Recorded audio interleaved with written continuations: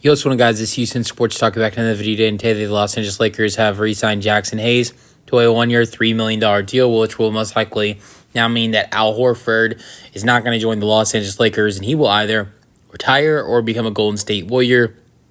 Jaxson Hayes is going to return to the Lakers on a one-year, $3 million deal after playing 56 games and 35 starts for the Lakers last year, starting a lot of those games after Anthony Davis was traded away.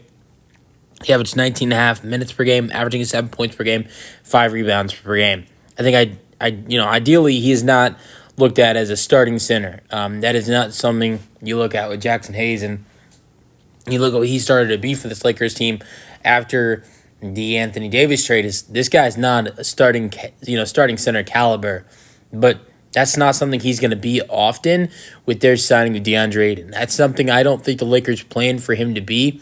I think they always planned for him to be the backup. They had planned a potential trade for a center. They had the Mark Williams deal in place. It didn't fall, it fell through. They had talked to other teams about other centers. We heard a couple weeks ago, or maybe about a month ago at this point. I know it was during the conference finals. I remember it was during the Eastern Conference Finals. This was reported. The Lakers had talked to the Hawks about Onyeka Okongwu before they made the deal with the Hornets.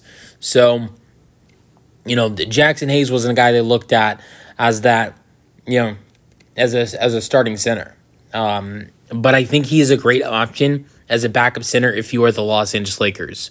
I think he had great chemistry with Luka. I think he has great chemistry with a lot of these Los Angeles Lakers, and I think he can still really fit well with this Lakers team, just not as the starter. But as a backup center, this is a great addition. It's a one-year, $3 million deal. Now, here's the very interesting thing about this deal. Jaxson Hayes becomes one of 3 NBA players to have this now, and two of them are Lakers.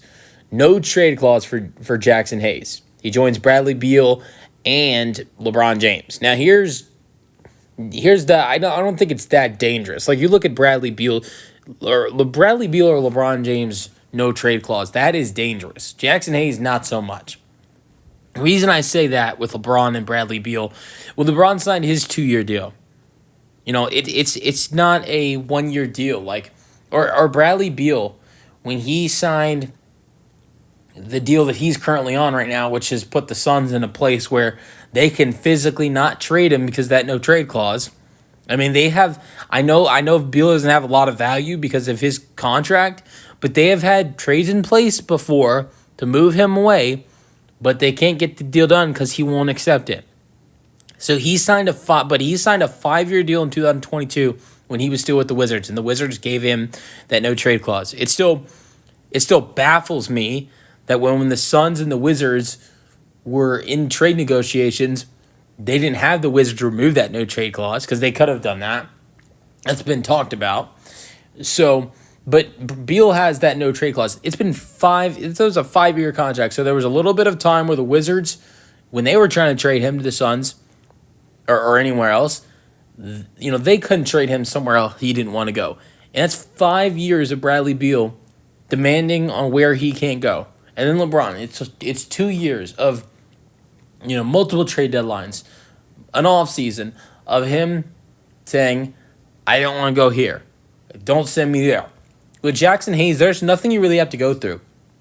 If the Lakers are going to try to move him at the trade deadline, I think that's really the only time you have to deal with it, but that's it. You can't trade him now because he's a recently signed player. You can't trade him next offseason because he's going to be a free agent. There's literally nothing you have to worry about. And you would think they're not going to try to trade him at the trade deadline because he's going to be a guy that is a key piece to their bench. I don't think you have to worry about that no trade clause just because of the fact that there is no time to trade him. You can't trade him now, like I said, because he's a recently signed contract. And then also the fact that he's a free agent next season. And my money would be on the fact that the Lakers are trying to most likely at the deadline buy and not sell. And I don't think Jaxson Hayes is going to be one of those guys that they're looking to move in order to buy and improve the roster. So I don't think that no trade clause is going to hurt them. But it is funny the fact that he is on a list with Bradley Beal and LeBron James as the 3 only players in the league with a no trade clause. Let me know your thoughts on the signing in the comment section, and peace out.